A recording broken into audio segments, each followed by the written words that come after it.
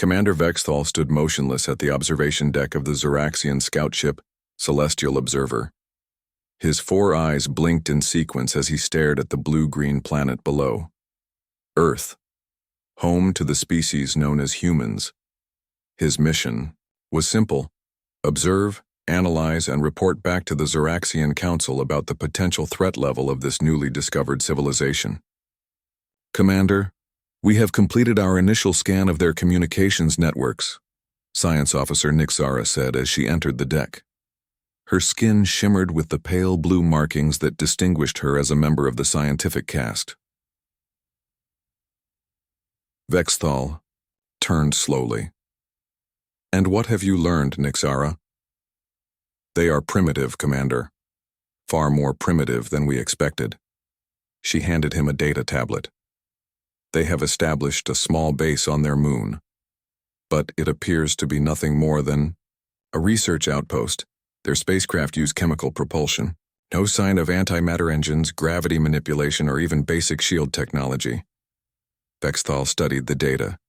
The humans had satellite networks, ground-based communications, and a small lunar outpost. Their most advanced ships could barely reach their neighboring planet Mars. Nothing that could possibly threaten the Zeraxian Empire. How long until they achieve interstellar capabilities? He asked. Nixara made the gesture that signified calculation. Based on their current rate of progress, approximately 300 Earth years, perhaps longer. Vexthal nodded. Then they are no immediate concern. Still, we will observe for the standard period. The Council prefers thoroughness. As the Zeraxian ship maintained its hidden position behind Earth's moon, they remained unaware that their presence had not gone unnoticed. Deep beneath the Rocky Mountains, in a facility that officially did not exist, Captain Linda Hayes studied the holographic display showing the alien vessel. How long have they been there? She asked the room of analysts and military personnel. 6 days, Captain, responded Dr. Alan Murphy, adjusting his glasses. Unlike most people in the room wearing military uniforms, he wore a simple lab coat. As Earth's leading expert on xenotechnology, his presence was essential. They're using some kind of cloaking technology, but our quantum sensors detected their arrival immediately. Linda nodded. Earth's true technological capabilities remained one of humanity's best-kept secrets. After the environmental disasters of the 2050s, the world's governments had made a collective decision. Technology would advance, but not in ways visible from space. Earth would appear to be a planet still struggling with basic spaceflight while, in reality, humanity had made leaps that would astonish any watching eyes. Are they hostile? Asked General Frank Cooper, his weathered face showing concern. They've made no aggressive moves, Alan replied. They appear to be simply watching, learning.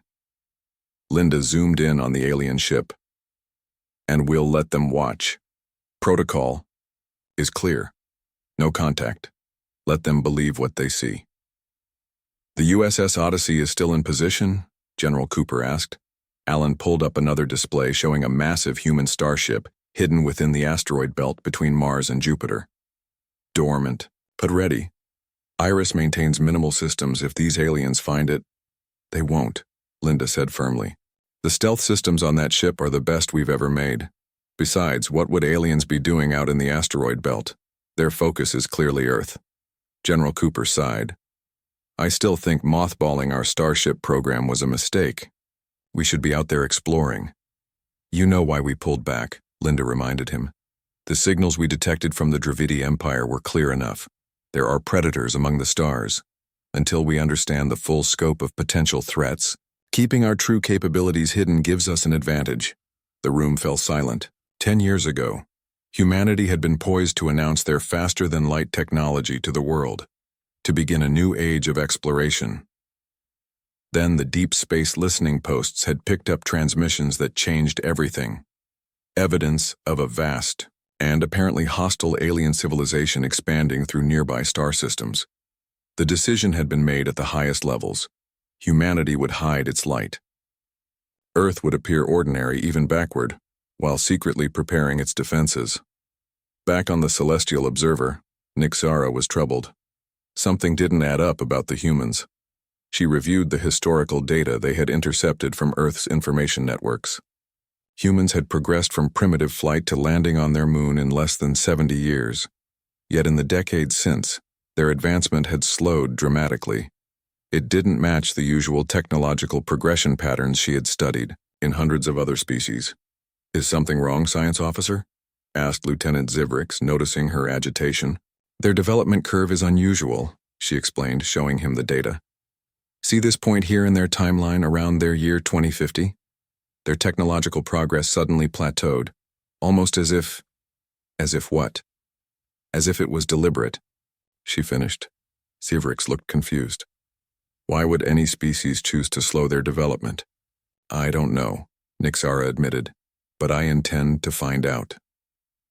In a small house on the outskirts of a town in Colorado, Commander Jack Stewart watered his garden. At 62, his hair had gone completely gray, but he remained fit and strong. Old habits from his days as captain of Earth's most advanced starship were hard to break. His communicator, disguised as an ordinary wristwatch, vibrated gently. A message from his former chief engineer, Paul Weber. "Visitors in the neighborhood, staying hidden for now." Jack understood the coded message. Aliens had arrived in Earth's vicinity. The Defense Council was following standard non-engagement protocols. He looked up at the clear blue sky, wondering what kind of beings were up there watching, judging, if they only knew what humanity was capable of. His thoughts drifted to the USS Odyssey, his ship, now sleeping among the asteroids. The most advanced vessel ever built by human hands, capable of reaching nearby stars in weeks rather than the centuries it would take using the publicly acknowledged technology.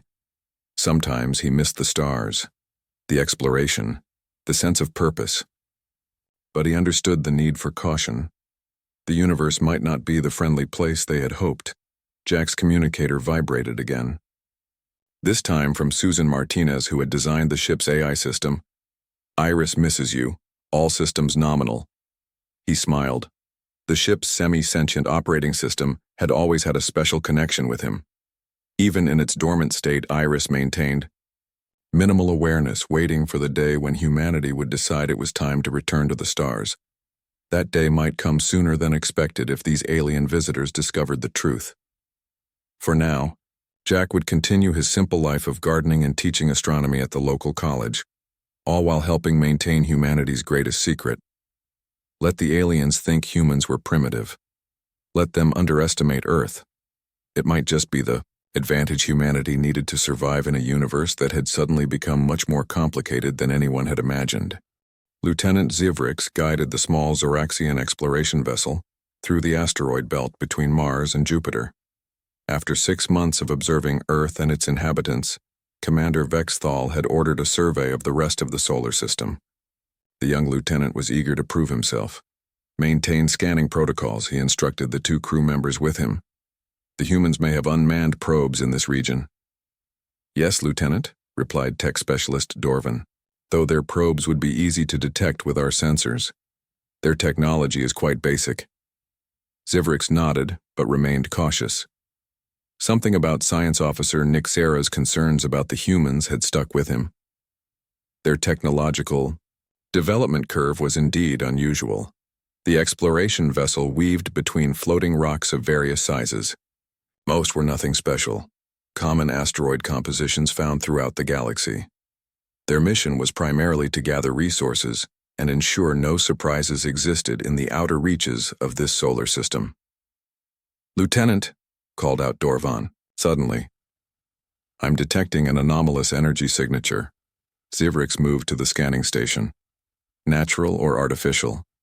"Definitely artificial, but faint, as if shielded." Dorvan adjusted the sensors. "It's coming from within that large asteroid cluster ahead." Zivrix felt a surge of excitement. "Move us closer, but maintain stealth protocols. If it's a human probe, I don't want to alert them to our presence."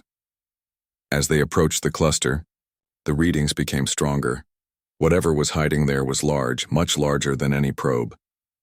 The vessel slipped between 2 massive asteroids, and then suddenly they saw it.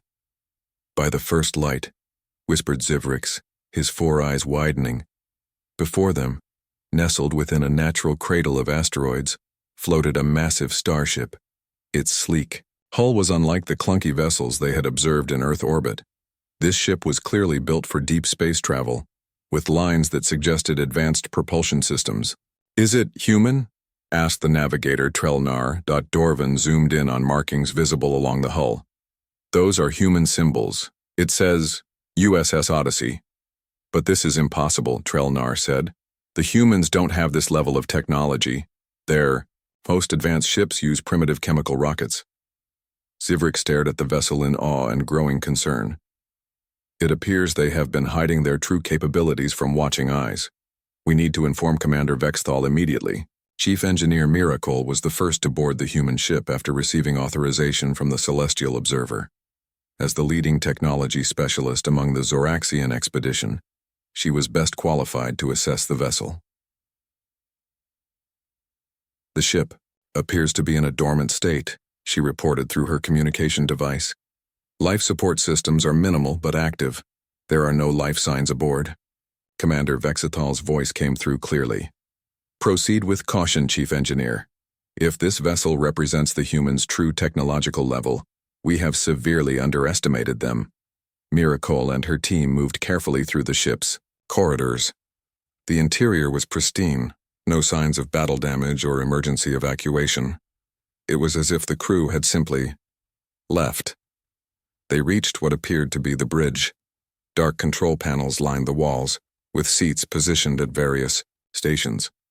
At the center was a large command chair. "Fascinating design," Miracle noted. "Efficient use of space. The layout suggests a crew of perhaps 30 to 40 individuals." She approached what appeared to be the main control console and studied it without touching anything. "Commander, based on what I'm seeing, this ship has capabilities far beyond what we observed on Earth. The propulsion system alone appears to be at least level 7 technology, possibly higher." There was a long pause before Vexthal responded. "That would put them only one level below our own capabilities." "Yes, Commander. And there's something else." Miracle hesitated. "Some of these systems, I don't recognize them. They may have developed technologies along different paths than our civilization." As she spoke, a subtle change in lighting caught her attention. A small indicator had begun pulsing on one of the panels. "Commander, something is happening. I believe our presence may have triggered an automated system." Before Vexthal could respond, a soft blue light emerged from the center of the bridge. It expanded and took form, shaping itself into what appeared to be a human female figure composed entirely of light. "Welcome aboard the United States Starship Odyssey," the figure said in perfect Zoraxian. "I am Iris, the integrated response intelligence system of this vessel." Miracle stepped back in shock. The AI's use of their language confirmed it had been analyzing them since they arrived. "You speak our language," she said. "I have analyzed your communications and adapted accordingly," the light figure replied. "May I ask your purpose aboard this vessel?" On Earth, Susan Martinez was in the middle of teaching a class on computational theory when her secure communicator vibrated with an urgent pattern she hadn't felt in years. She calmly finished her sentence, then told her students to work on the problem set she had prepared. Once alone in her office, she checked the message. It was from Iris, the AI she had designed for the USS Odyssey. "External contact initiated. Unknown species aboard. Protocol Theta activated." Susan's heart raced. Protocol Theta, the first contact contingency she had programmed years ago. Iris would gather information while alerting key personnel. She needed to contact Captain Stewart immediately. Jack Stewart was fishing at a small lake when he received the alert. He read it twice to be sure, then quickly packed his gear and headed to his truck. As he drove home, he called the secure number he had memorized years ago. "This is Stewart. Code Prometheus. Iris has made contact with non-human entities." The voice that responded was Linda Hayes. "Confirmed, Jack. How fast can you get to Colorado Springs?" 3 hours. Make it 2. The Defense Council is assembling emergency session. Your old crew is being contacted." Jack pressed harder on the accelerator. After years of waiting and watching the skies, first contact had finally happened, but not the way anyone had expected. Instead of coming to Earth, aliens had found humanity's secret in the stars. Back on the Odyssey, Iris continued to interact with the Zoraxian exploration team. The AI was careful not to reveal too much while gathering critical information about the visitors. This vessel was commissioned in Earth year 2043, Iris explained.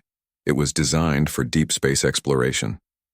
Yet the humans have no public presence, beyond their own moon, Miracle said. Why hide such capabilities? Iris's light form flickered slightly. I am authorized to share limited historical context. Following ecological challenges in the 2050s, Earth's nations chose to prioritize planetary restoration over visible space development.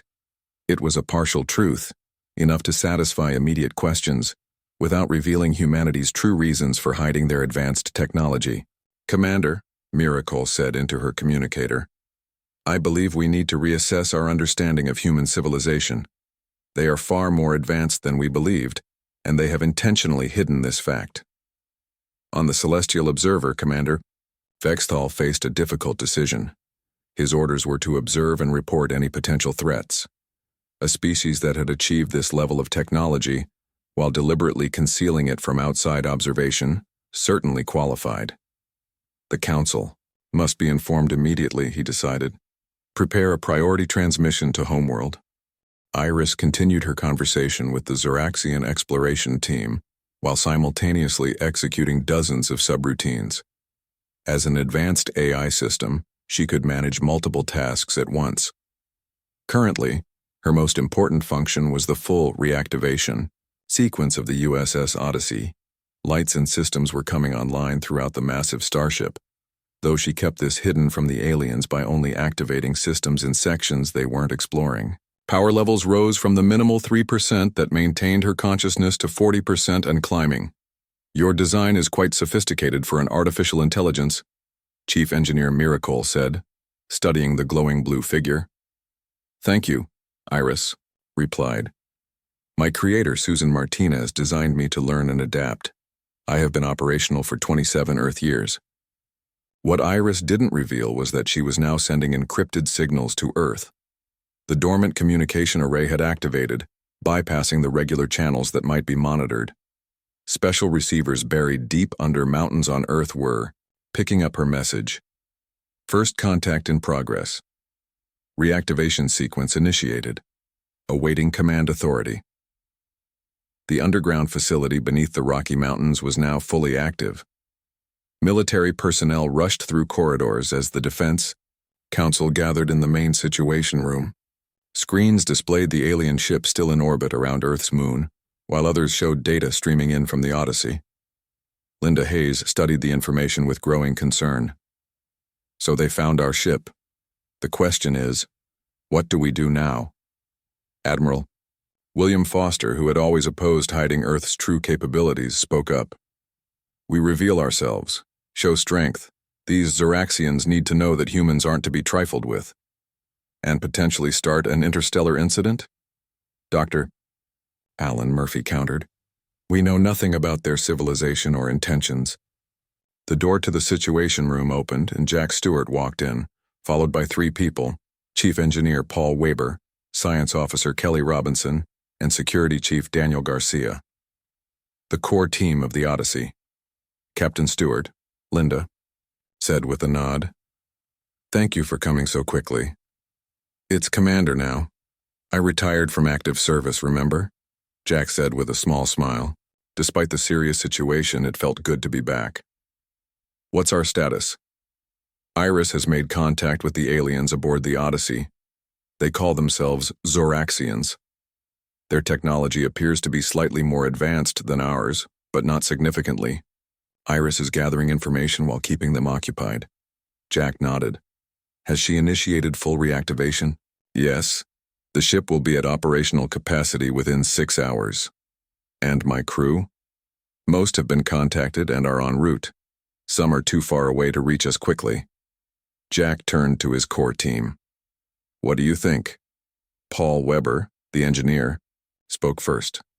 The Odyssey was designed to operate with a minimal crew if necessary. The 4 of us could manage her in a pinch, with Iris handling most systems. The question is, what's our goal here? Kelly Robinson asked, her scientific mind always focused on objectives. Are we planning first contact? Intimidation? Escape? Jack looked at Linda. That depends on what the Defense Council decides, but I want my ship ready for any scenario. On the Zoraxian homeworld, the High Council reviewed the urgent transmission from Commander Vexthal with great interest.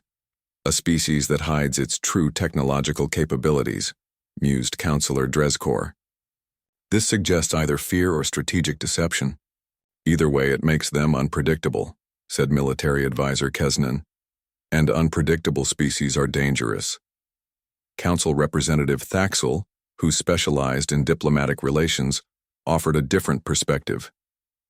Or perhaps they are simply cautious, a trait we might appreciate given our own careful approach to interstellar relations. The Supreme Counselor, an elderly Zoraxian with deep purple markings, considered all views before speaking. We should learn more before deciding on a course of action. Commander Vexthal will continue his observation mission, but we will send the cruiser Vigilant Unity to join him. Its greater resources will allow for more thorough assessment. The council members nodded in agreement. The Vigilant Unity carried not just additional scientific equipment, but also significant defensive capabilities. If these humans proved hostile, the cruiser would ensure the expedition's safety. Back on the Odyssey, Iris detected new activity from the Zoraxian scout ship. They are sending a transmission, she informed the Defense Council via secure channel, long-range directed toward a star system approximately 32 light-years from Earth. Based on signal strength, it should take approximately 3 days to reach its destination. Susan Martinez had arrived at the facility and was working directly with Iris now. Can you decode the message? Partially.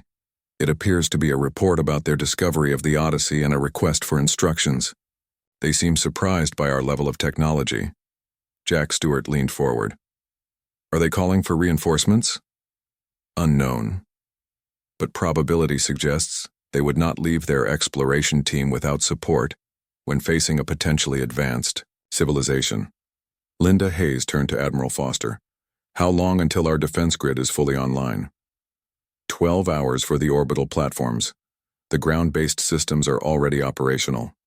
Linda nodded. Then we have a small window to decide our approach before they potentially receive a response from their homeworld. Jack studied the holographic display of his ship. The Odyssey was never designed as a warship. We built her for exploration. But she has defensive capabilities, Daniel Garcia pointed out. The security chief had always been practical about such matters. Yes, but initiating conflict would be a mistake, Jack said firmly. We hid our technology because we feared encountering hostile species. We don't know if the Zoraxians are hostile. This could be an opportunity for peaceful first contact. Linda nodded slowly. What do you suggest? Let me take my core team to the Odyssey. We'll make official contact with the Zoraxians already aboard. Show them who we really are and why we've been hiding. Open dialogue. Admiral Foster scoffed. That's naive. They found our most advanced ship. We should take control of the situation from a position of strength. Strength doesn't always mean showing your weapons, Jack countered. It can mean demonstrating wisdom and restraint. The room fell silent as everyone considered the options. Finally, Linda spoke. Jack, you have 6 hours to prepare. Take your team to the Odyssey. Your mission is to establish peaceful contact with the Zoraxians and explain our situation. But if they show any signs of hostility, we'll be ready, Jack assured her. He turned to his team. Suit up. We're going back to space. As Jack and his team left to prepare, Susan continued working with Iris. The AI's blue form appeared on a holographic projector. Susan, I should inform you that the Zoraxian exploration team is attempting to access restricted areas of the ship. Susan frowned. Can you contain them without seeming hostile? Yes. I am directing them away from sensitive systems using environmental controls. Good. Susan typed rapidly on her keyboard. I'm uploading new protocols. If the Zoraxians attempt to take control of any ship systems, lock them down completely. Iris's form pulsed in acknowledgement. Understood. And what shall I tell them about Captain Stewart and the crew's imminent arrival? Susan paused. Nothing yet. Let's keep that as our surprise. The small transport ship carrying Jack Stewart and his core team left Earth's atmosphere, under the cover of a scheduled satellite launch. To any observers, including the Zoraxian scout ship, it would appear to be nothing more than a primitive rocket delivering communication equipment to orbit. In reality, the transport contained advanced stealth technology and a faster-than-light jump drive for the journey to the asteroid belt. Jack looked out the small window as Earth grew smaller. Behind them, it had been 7 years since he had been in space. Despite the tension of their mission, he felt a familiar sense of wonder. Like riding a bicycle, isn't it? Paul Weber said, noticing Jack's expression. The engineer was checking their systems, his fingers moving quickly over the control panel. Better, Jack replied with a smile. I never thought we'd be back out here, especially under these circumstances. Kelly Robinson was reviewing data about the Zoraxians. Based on what Iris has gathered, they seem to be a cautious species, hierarchical social structure, strong emphasis on information gathering before action. That gives us a chance for diplomatic contact, Jack said. Any signs they've detected our departure from Earth? Daniel Garcia, monitoring communications, shook his head. None. The stealth systems are working perfectly. They're still focused on the Odyssey. Good. We'll be at jump point in 3 minutes, Jack said. Iris has kept the Zoraxian team contained to the front sections of the ship. When we arrive, we'll dock at the secondary bay and make our way to the bridge. And then what? Kelly asked. Simply walk in and say hello? Jack's expression grew serious. Something like that. We need to explain why we've been hiding our technology without sounding threatening or paranoid. That won't be easy, Daniel said. From their perspective, we've been deliberately deceptive. We'll tell them the truth, Jack said firmly. About the Dravidi transmissions we intercepted, about our concerns for Earth's safety. The transport reached the jump point, and Paul activated the drive. There was a brief sensation of compression as space-time folded around them, and suddenly they were in the asteroid belt, the massive form of the USS Odyssey floating before them. Home, Jack whispered. Aboard the Odyssey, Chief Engineer Miracle was becoming increasingly suspicious. More sections of the ship were becoming inaccessible, with doors that wouldn't open and corridors that suddenly reported environmental issues. AI is restricting our movements, she reported to Lieutenant Zivrix. I believe something is happening that we're not meant to see. Zivrix nodded. I've noticed the power levels rising throughout the ship. Systems are coming online in sections we cannot access. Should we return to our vessel? Asked Trelnar nervously. No, Zivrix decided. Commander Vexthal ordered us to learn as much as possible. The AI has been forthcoming with information, even if it's controlling our physical access. He turned to the glowing blue figure that had accompanied them throughout their exploration. Iris, we're noticing changes in the ship systems. Is there something we should know? Iris's expression remained neutral.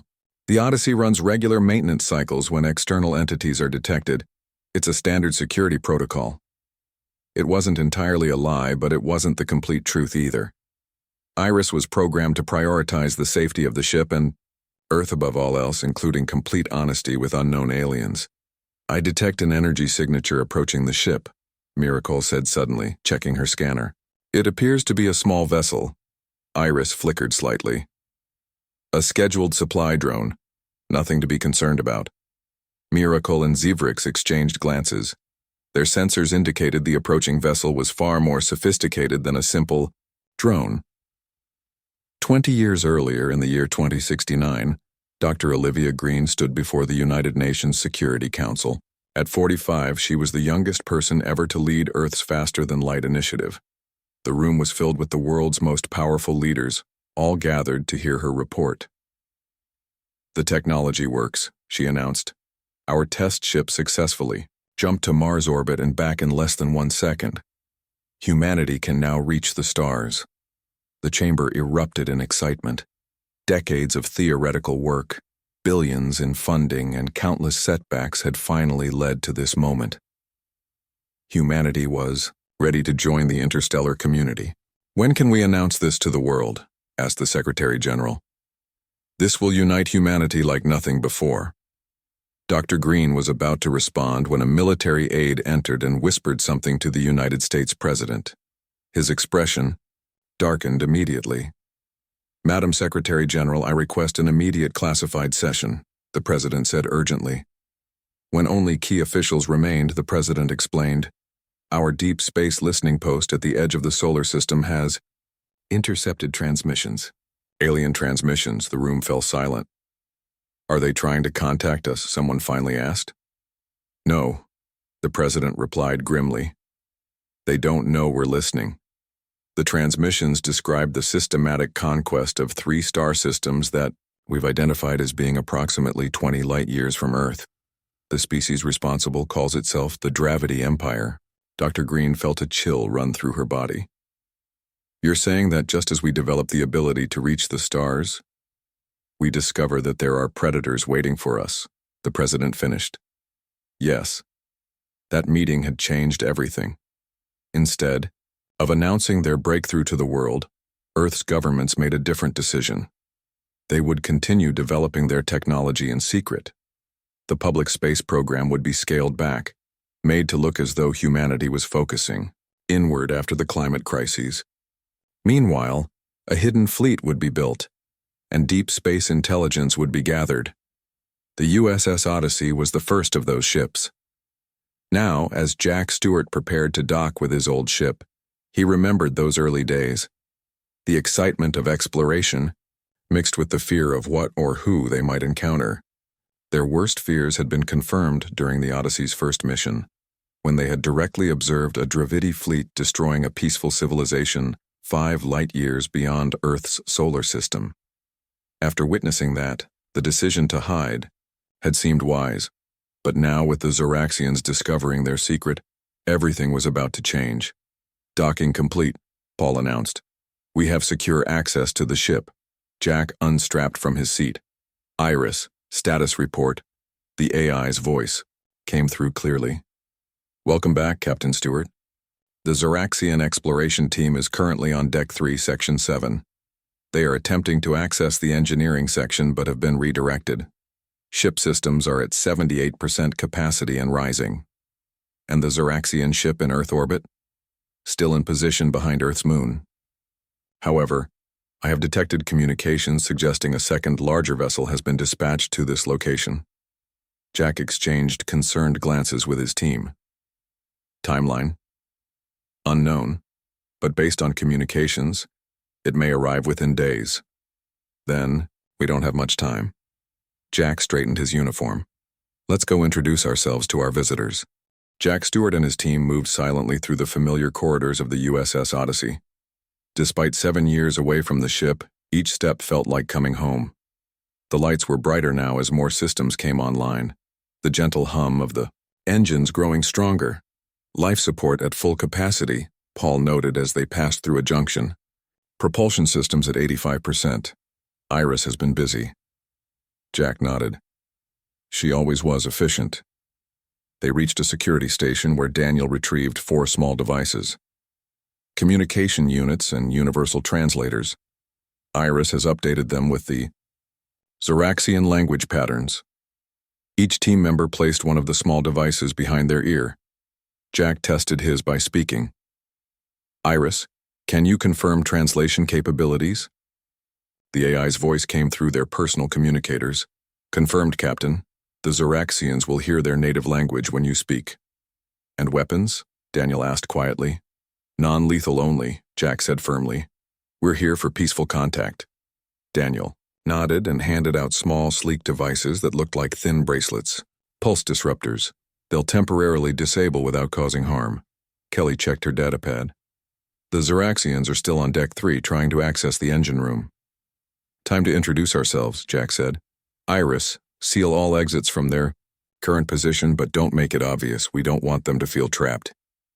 "Understood, Captain." The team took a service elevator to Deck 3 and positioned themselves at the main corridor intersection. Jack straightened his uniform and took a deep breath. Iris, please inform our guests that the ship's captain would like to meet with them. Lieutenant, Zivrix was examining a sealed door when Iris's blue form appeared beside him. Honored visitors, the AI said politely. The captain of the USS Odyssey requests a meeting with you. Miracle looked up sharply. Captain, you said this vessel was uncrewed. I said there were no life signs aboard when you arrived, Iris corrected.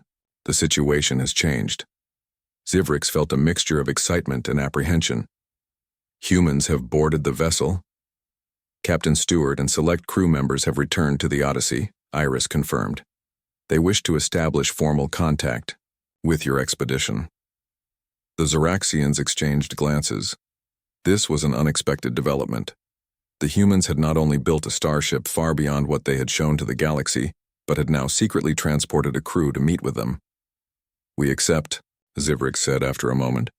Where shall this meeting take place? Please follow me, Iris replied, her form gliding toward the main corridor. The Zoraxians followed cautiously, their handheld scanners sweeping for any signs of threat. When they reached the intersection, they found 4 humans waiting for them. 3 males and 1 female, all wearing similar dark blue uniforms with silver insignia. Zivrix noticed that while the humans carried no visible weapons, they stood with an alertness that suggested military training. The oldest male stepped forward, his gray hair and confident posture marking him as the leader. Jack looked at the aliens standing before him. Their blue-tinted skin was covered in delicate patterns that seemed to shimmer slightly in the light. 4 large eyes blinked in sequence, and their slender bodies stood slightly taller than an average human. It was his first time seeing an intelligent non-human species in person, and despite years of training for this moment, he felt a sense of wonder. I am Commander Jack Stewart, former and current captain of the United States Starship Odyssey, he said, knowing the translator would convert his words. With me are Chief Engineer Paul Weber, Science Officer Kelly Robinson, and Security Chief Daniel Garcia. The alien at the front inclined its head slightly. I am Lieutenant Zivrix of the Zoraxian Exploration Corps. My companions are Chief Engineer Miracle and Navigator Trelnar. Welcome aboard the Odyssey, Jack said with a small smile. Though I suppose we should be welcoming you as you found our ship first. A ship you concealed, Miracle said directly. Along with your species, true technological capabilities, Jack nodded. Yes, and I believe we owe you an explanation for that deception. Meanwhile, in orbit around Earth's moon, Commander Vexthal received an urgent message from the Zoraxian homeworld. The transmission had arrived sooner than expected, boosted by quantum relay stations. Commander, said the holographic image of Council Representative Thaxel, your discovery has caused significant concern. The cruiser Vigilant Unity has been dispatched and will arrive in the human system within 36 Earth hours. Vexthal frowned. The situation remains stable, Counselor. The exploration team continues their investigation of the human vessel. There have been developments, Thaxel replied. Our deep space monitoring stations have detected additional evidence of advanced technology in the human system. Specifically, energy signatures consistent with orbital defense platforms. Vexthal felt his inner membranes contract with surprise. Defense platforms, but we've detected nothing. They appear to be dormant or shielded, but they exist. Thaxel's expression grew more serious. Command of this mission will transfer to Fleet Admiral Kexthar upon his arrival. Until then, maintain observation, but take no additional risks.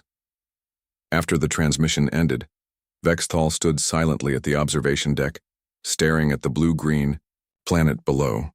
The humans had not only hidden a starship, but apparently an entire defense network as well. What else were they concealing?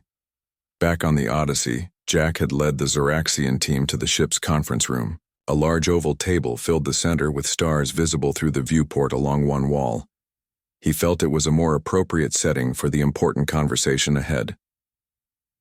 Approximately 20 years ago, Jack began. As humanity developed, faster than light technology, we also created advanced deep space listening posts. These posts intercepted transmissions from a species calling themselves the Dravidi Empire. He activated a holographic display showing star charts, The transmissions detailed their conquest of 3-star systems in this region. Based on what we learned, the Dravidi expand aggressively, subjugating or eliminating any civilization they encounter. Zivrix's 4 eyes widened slightly. The Dravidi, we know of them. Jack looked up sharply. You've encountered them? Not directly, Zivrix clarified. But there are stories among spacefaring species. Worlds gone silent, trade routes abandoned. Kelly leaned forward. Then you understand our caution. After confirming the Dravidi threat, Earth's nations made a collective decision. We would continue advancing our technology, but hide our true capabilities from any watching eyes. A primitive appearance as a defense strategy, Miracle said thoughtfully. Clever. We hoped it would make Earth seem uninteresting to potential threats, Jack explained. Meanwhile, we built ships like the Odyssey for exploration and established hidden outposts throughout our solar system. And your lunar base? Trelnar asked. The primitive rockets? Paul smiled. A carefully maintained facade. The public space program continues for scientific purposes, but our true capabilities remain classified even from most of our own population. Zivrix studied the humans with new understanding. You feared that any advanced species discovering Earth might be hostile. Yes, Jack admitted, though I hope we've been overly cautious in your case. Before Zivrix could respond, Iris appeared in the conference room. Captain, I've detected a transmission from the Zeraxian vessel in Earth orbit. Based on the communication patterns, it appears they are aware of Earth's orbital defense network. The room fell silent as humans and aliens looked at each other with renewed tension. Your defense network? Zivrix asked carefully. Jack nodded slowly. Another precaution, currently dormant, but ready if needed. And a second Zeraxian vessel approaches, Iris added. The cruiser Vigilant Unity under the command of Fleet Admiral Kexthar. Current estimated arrival, 34 hours. Daniel's hand moved subtly closer to his pulse disruptor. Captain? Jack kept his eyes on Zivrix. Is this cruiser coming in peace, Lieutenant, or should we be concerned? Zivrix considered Jack's question about the approaching cruiser. The tension in the conference room was palpable, as both humans and Zeraxians realized they stood at a critical moment that could lead to either peaceful relations or conflict. Fleet Admiral Kexthar is known for his cautious approach to unknown situations, Zivrix said carefully. The cruiser comes to ensure the safety of our exploration team and to assess a potentially advanced civilization. In other words, Jacko translated, they're coming prepared for trouble if they find it. Miracle stepped forward. You must understand our position. We arrived expecting a primitive species. Instead, we discovered one with hidden starships, defense networks, and faster-than-light technology. From our perspective, this appears potentially threatening. Kelly spoke up. Just as from our perspective, an alien warship entering our solar system appears potentially threatening. The room fell silent again until Jack made a decision. We need to avoid misunderstandings before that cruiser arrives. Lieutenant Zivrix, would you be willing to contact your homeworld with a joint message? To explain what you've learned about our reasons for hiding our technology? Zivrix's 4 eyes blinked in sequence. That would be unprecedented, but logical given the circumstances. And, Jack continued, I propose we meet with Commander Vexthal aboard the Odyssey. Face to face, we can better explain our situation and intentions. The Zeraxians conferred among themselves briefly before Zivrix nodded. I agree, and I believe Commander Vexthal will as well. 16 hours later, the USS Odyssey had moved from its hiding place in the asteroid belt to a position in high Earth orbit. Its appearance caused a sensation among Earth's population as the massive ship became visible in the night sky. Governments worldwide had issued statements confirming first contact with an alien species and revealing some of the technological advances that had been kept secret. In the Odyssey's newly activated command center, Jack stood with his team as they monitored Earth's defense grid, coming fully online.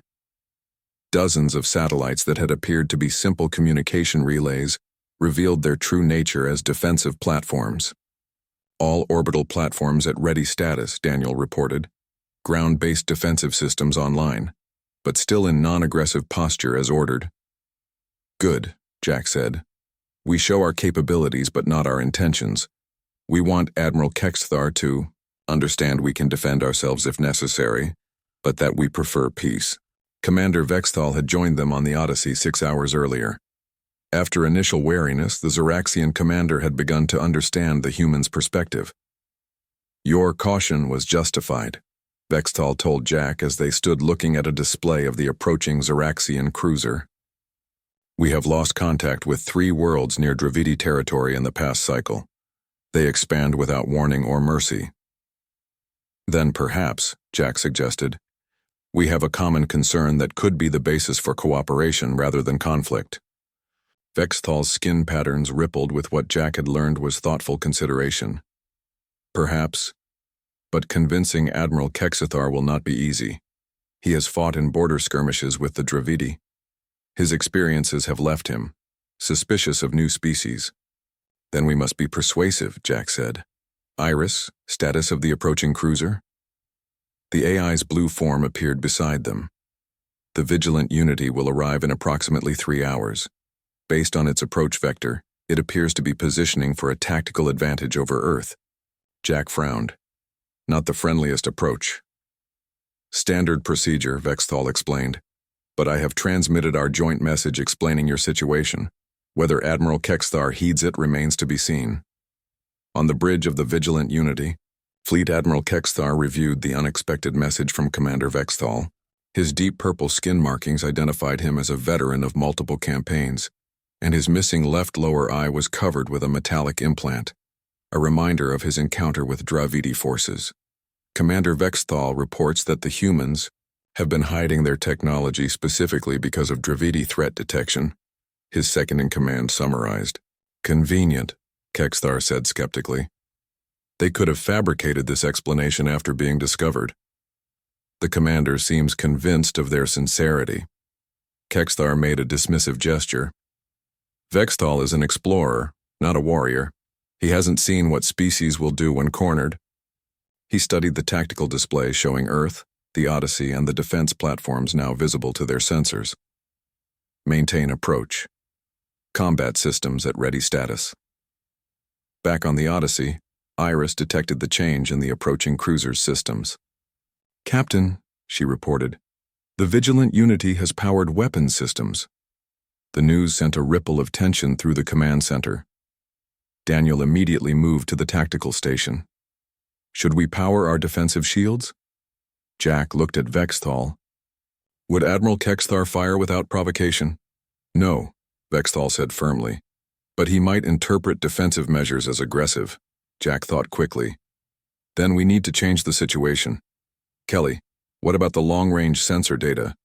We gathered on the Dravidi fleet. The science officer nodded with sudden understanding. The reconnaissance mission from last year. We have detailed scans of their fleet movements. Prepare it for transmission, Jack ordered. And Daniel, patch me through to Admiral Foster at Earth Command. When Admiral Foster's face appeared on the main screen, Jack spoke urgently. Admiral, we need to activate the other ships, all of them. Foster's eyes widened. Captain, that would reveal our entire defense strategy. Better to reveal it willingly than have it discovered too late, Jack argued. The Xeraxian cruiser is approaching with weapons hot. We need to demonstrate both our strength and our good faith simultaneously. After a moment's hesitation, Foster nodded. Authorization granted. But Stewart, this better work. The connection ended, and Jack turned to Vexthal. Commander, your admiral is about to see something remarkable. Please assure him it's not a threat. Vexthal moved quickly to a communication station to send a message to the Vigilant Unity. Admiral Kexthar was reviewing final approach coordinates when his tactical officer called out in alarm. Admiral, multiple energy signatures activating throughout the solar system. The tactical display suddenly bloomed with new contacts. From hiding places in the asteroid belt, behind moons and in high solar orbit, 7 more starships similar to the Odyssey appeared, their stealth systems deactivating in sequence. Impossible, Kexthar breathed. They have an entire fleet. At that moment, Vexthal's transmission arrived. Admiral, the humans are revealing their full capabilities as a gesture of transparency, not threat. They are also transmitting intelligence data on Dravidi fleet movements that may be critical to our own security. As if to confirm this, a data package began streaming into the Vigilant Unity's computers. Detailed scans of Dravidi warships, their movements, weapons capabilities, and projected expansion routes. The information was more comprehensive than anything the Zoraxian fleet had managed to gather. Kexthar studied the data with growing surprise. This is genuine military intelligence, he told his officers. And if accurate, the Dravidi are much closer to our outer colonies than we realized. He made a decision. Power down weapons. Adjust course to standard diplomatic approach vector. Looking at the image of the Odyssey on his view screen, he added, "It seems we have much to discuss with these humans." 1 month later, the USS Odyssey led a joint mission of human and Zoraxian ships beyond the solar system. On the bridge, Jack Stewart sat in the captain's chair, with Commander Vexthal beside him as liaison officer. Science Officer Kelly Robinson worked alongside Zoraxian scientist Nick Sara at the research station, while engineers from both species collaborated in the engine room below. "Course laid in for the Proxima Centauri system," reported the navigator. "Ready to engage FTL drive." "Proceed," Jack ordered. As the stars outside the viewport stretched into streaks of light, Jack reflected on how quickly things had changed. From hiding their technology to openly joining forces with an alien civilization, all in the space of a month. The revelation of the Dravidi threat had transformed potential enemies into allies, and humanity had stepped fully back onto the galactic stage. In the ship's brig, a Dravidi prisoner captured during a previous human reconnaissance mission provided valuable intelligence about their empire's weaknesses. The joint human-Zoraxian mission would be the first step in building a coalition of species to counter the Dravidi expansion. Humanity had hidden in the shadows, but now they would stand in the light, not alone, but alongside new allies who had once mistaken them for primitives. Jack smiled as the Odyssey accelerated to faster-than-light speed, carrying representatives of both civilizations toward a shared future among the stars.